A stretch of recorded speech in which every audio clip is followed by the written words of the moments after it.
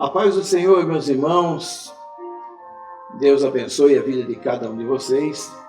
Nós estamos nesse vídeo trazendo a introdução da teologia sistemática. Lembrando que o nosso curso, ministrado pelo SECADES, que é o Centro Educacional e Cultural da Assembleia de Deus, e nós estamos no módulo básico da teologia sistemática. E nós vamos, a cada aula, nós vamos estar ministrando a cada um de vocês os vídeos fazendo menção do nosso curso de Teologia Básica, o curso ministrado pelo nosso SECADES. A todos vocês, o nosso abraço, nosso carinho, e que a paz do Senhor esteja com cada um de vocês, e que nós possamos, com as nossas mentes abertas, estar aí falando e meditando na palavra de Deus.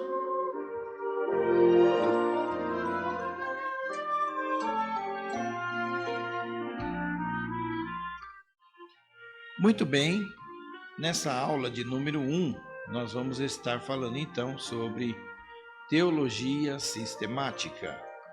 E lembrando que a definição do termo teologia, como já dizia o orador romano Marco Túlio Cícero, quando se quer pôr em ordem e método numa discussão, é preciso dar início definido à coisa que se debate, para se ter uma ideia clara e precisa. É a partir dessa ideia que nós iniciaremos o nosso curso de Teologia Básico, modo básico. Na verdade, a pergunta é: o que é a verdadeira teologia? Como o próprio nome indica, a palavra teologia tem origem em dois termos gregos, que é theos, que significa Deus, e logia, que significa estudo. Portanto, é o estudo ou raciocínio sobre Deus. Perguntas básicas. Pode uma igreja dispensar o conhecimento de Deus e da sua obra e ainda dizer que é igreja de Deus? É quase certo que aqueles que negam a necessidade da teologia na vida da igreja não diriam conscientemente que alguém pode ser cristão sem conhecer a Deus. O que lhes falta é um bom conhecimento do que é teologia e também das suas implicações. Assim como podemos conhecer a Deus sem estudar a revelação que Ele traz de si mesmo? Como saber quem Ele é e quem somos nós em relação a Ele e o que Ele requer de nós se não investigarmos o que Ele deixou revelado para o nosso conhecimento? Esse é o trabalho da teologia, que ela parte de 3 pressupostos. Primeiro é que Deus existe. Segundo é que Ele pode ser conhecido e não de um modo exaustivo e completo. Que Ele tem revelado tanto por meio das suas obras, que é a criação e providência, como também revelação geral, como principalmente pelas Escrituras, que é a revelação especial. Portanto, Deus se revelou, podemos conhecê-lo.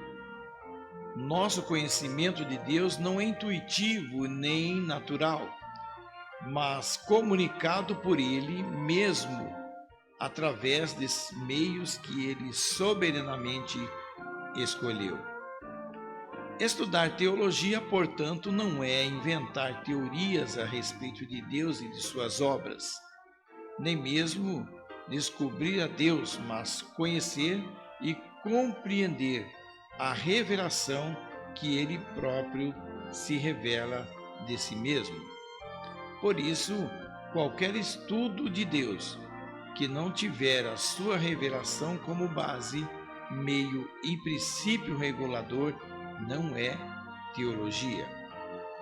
Partindo dessa introdução, responda para si mesmo estas 3 perguntas. O que foi o que disse o maior orador romano? A palavra teologia tem origem em que termos grego? Quais são os 3 pressupostos para conhecer a Deus? Vamos então à lição de número 1, falando da Bíblia Sagrada. Falando da sua origem, também relatando outros nomes da Bíblia e o que Paulo usou quando se referia à Bíblia.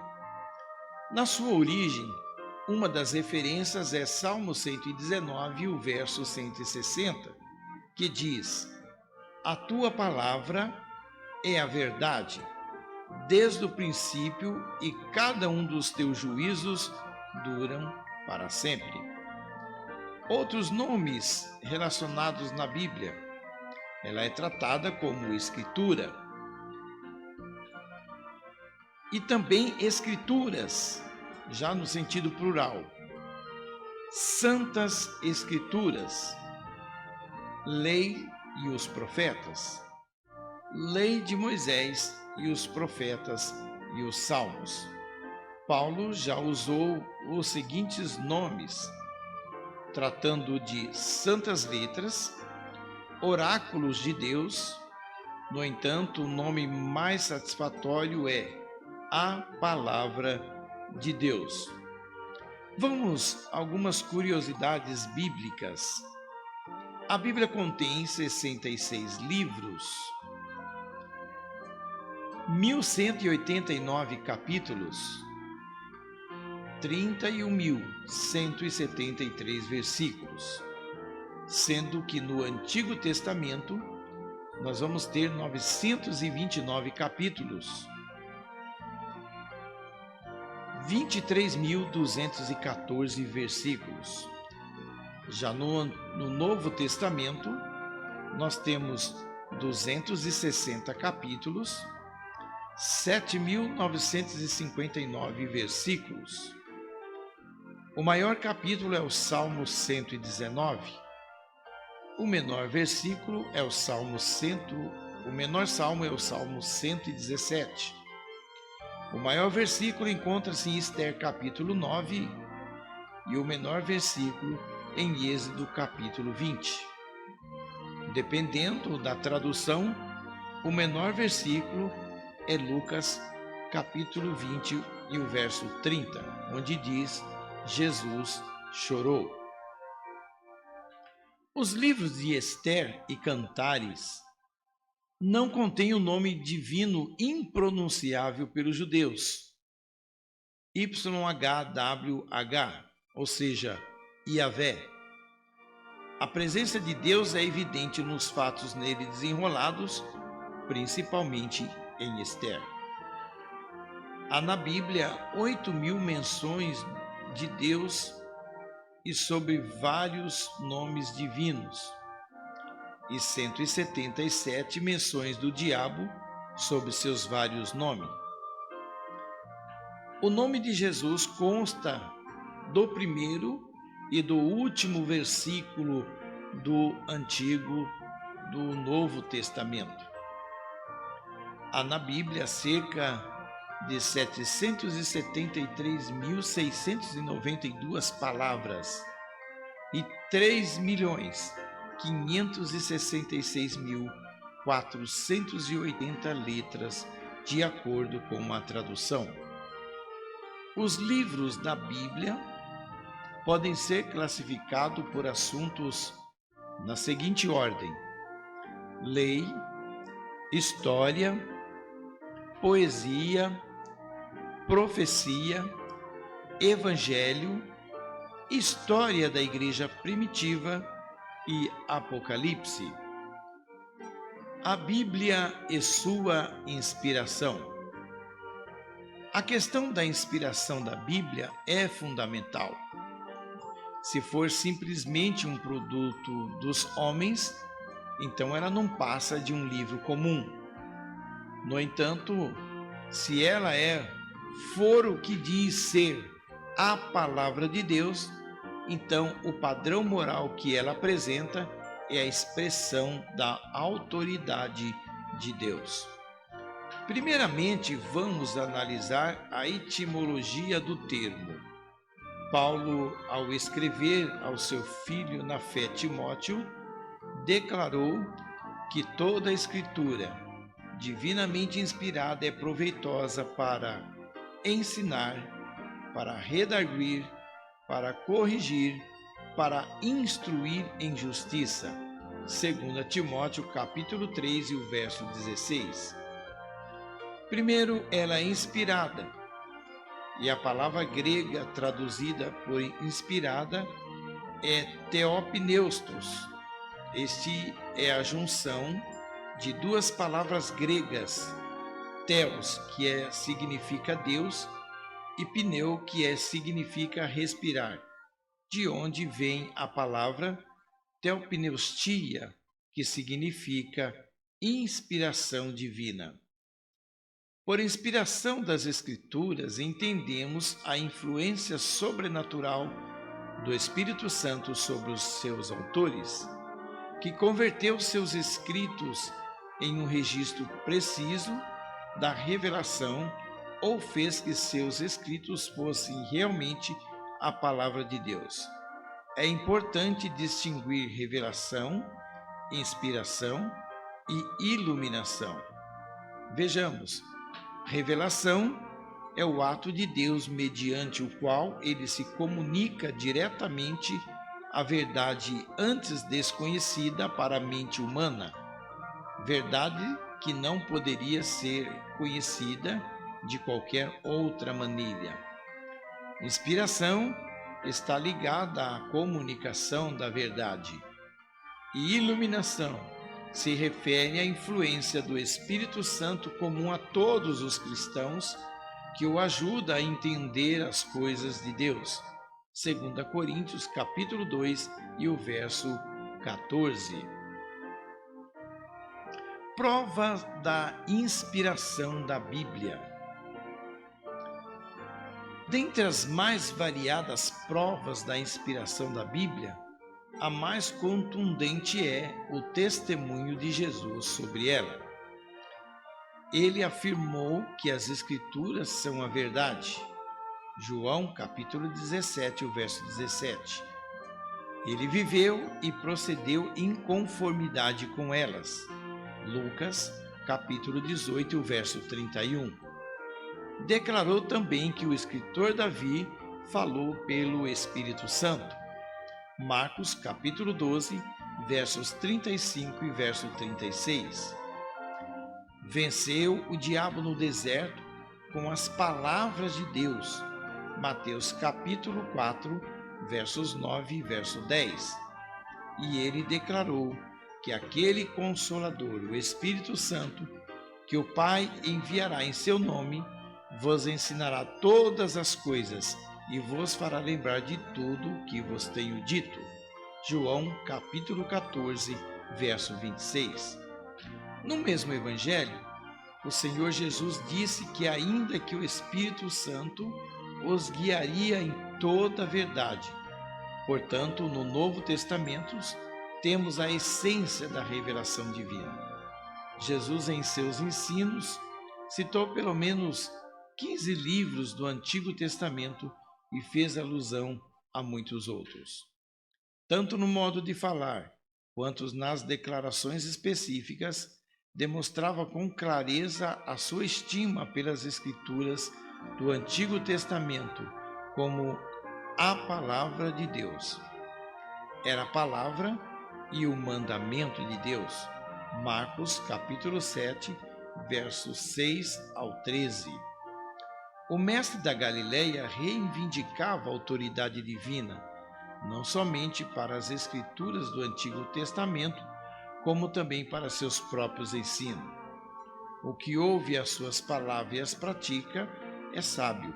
Mateus capítulo 7 e o verso 24. porque os seus ensinos provêm de Deus. João capítulo 7, verso 15 e verso de número 17. A Bíblia e a sua estrutura. O Antigo Testamento trata-se da lei, que são os primeiros 5 livros da Bíblia, conhecidos como Pentateuco, e é chamado pelos judeus como Torá. Reconhecido pela maioria dos judeus e cristãos, sendo de autoria do grande legislador hebreu Moisés. E são eles os livros Gênesis, Êxodo, Levítico, Números e Deuteronômio. A segunda parte do Antigo Testamento vai falar das histórias, e são ao todos 12: Josué, Juízes, Rute, 1 e 2 Samuel, 1 e 2 Reis, 1 e 2 Crônicas, Esdras, Neemias e Ester. A terceira composição, ou a terceira estrutura do livro, são os de poesia, e ao todo são 5: Jó, Salmos, Provérbios, Eclesiastes e Cantares de Salomão. Agora representam a categoria dos livros poéticos ou devocionais da Bíblia, contendo o seguinte: um drama poético é o livro de Jó. Poesias líricas, livro de Salmos. Didática poética é o livro de Provérbios. Idílios poéticos, o livro de Cantares de Salomão. E didática filosófica é o livro de Eclesiastes. Profecias são 17 ao todo. São elas: Isaías, Jeremias, Lamentações de Jeremias, Ezequiel, Daniel, Oséias, Joel, Amós, Obadias, Jonas, Miqueias, Naum, Abacuque, Sofonias, Ageu, Zacarias e Malaquias. Correspondem aos livros que levam o nome dos respectivos profetas literários. Durante 3 séculos, a sequência dos profetas clássicos hebreus constitui um fenômeno totalmente ímpar na história. O profeta é sempre um gênio da linguagem, cujo ritmo e simbolismo desafiam o mais brilhante tradutor a alcançar um inimitável original. E esses livros estão divididos em 2 grupos. São os profetas maiores, como Isaías, Jeremias, Ezequiel e Daniel. E os profetas menores são Oséias, Joel, Amós, Obadias, Jonas, Miqueias, Naum, Abacuque, Sofonias, Ageu, Zacarias e Malaquias. É importante salientar que o termo empregado para maiores e menores não se refere ao mérito ou notoriedade do profeta, mas ao tamanho do livro e à extensão do respectivo ministério. Já no Novo Testamento, a Bíblia se divide da seguinte estrutura: os evangelhos, que são 4 evangelhos: Mateus, Marcos, Lucas e João. Contém a biografia do Senhor Jesus e a descrição do seu glorioso ministério terreno, cuja vida, obra e seus ensinamentos formam o alicerce do cristianismo. É nos evangelhos que resplandece a cultura moral e espiritual do cristianismo, condensado nos ensinamentos do mestre dos mestres, Jesus Cristo, a pessoa mais pura que pisou nessa terra. Já a história da igreja primitiva é descrita no livro de Atos, narrados por Lucas, onde é escrito um resumo do início do cristianismo, pós-ressurreição e ascensão de Jesus Cristo ao céu, com a descida do Espírito Santo no dia de Pentecostes, culminando com o início triunfal da maior sociedade cosmopolita do mundo, a Igreja Cristã. O Novo Testamento ainda tem a sua divisão estrutural como as epístolas apostólicas. São a cerca de 21 epístolas apostólicas endereçadas aos primeiros cristãos e igrejas espalhadas pelo vasto Império Romano. Contém o desenvolvimento sistemático dos ensinos de Cristo naquilo que podemos denominar de teologia apostólica, teologia paulina, teologia petrina e teologia joanina. As epístolas podem ser divididas em dois grupos. As epístolas paulinas são ao todo 13: Romanos, 1 e 2 Coríntios, Gálatas, Efésios, Filipenses, Colossenses, 1 e 2 Tessalonicenses, 1 e 2 Timóteo, Tito e Filemão. Escrita por Paulo, anteriormente conhecido como Saulo de Tarso, que veio a se tornar o maior teólogo do cristianismo e o grande mentor intelectual da fé cristã por todo o mundo. Depois nós temos, dentro da estrutura, as epístolas gerais, que ao todo são 8: Hebreus, Tiago, 1 e 2 Pedro, 1, 2 e 3 João e Judas, à exceção da Epístola dos Hebreus, cujo autor é desconhecido. Profecia.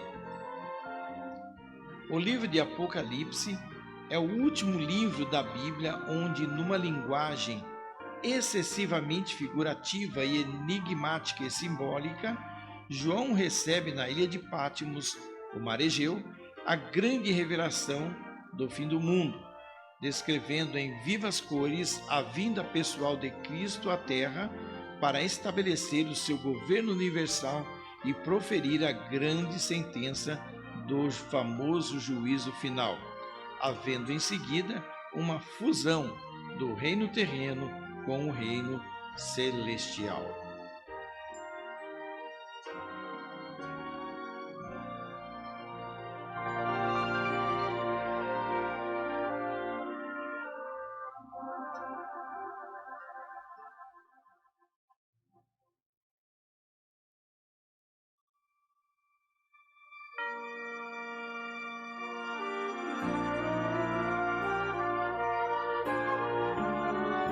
Na próxima aula, nós estaremos tratando sobre a existência de Deus. A nossa próxima aula, onde nós vamos tratar então da existência de Deus.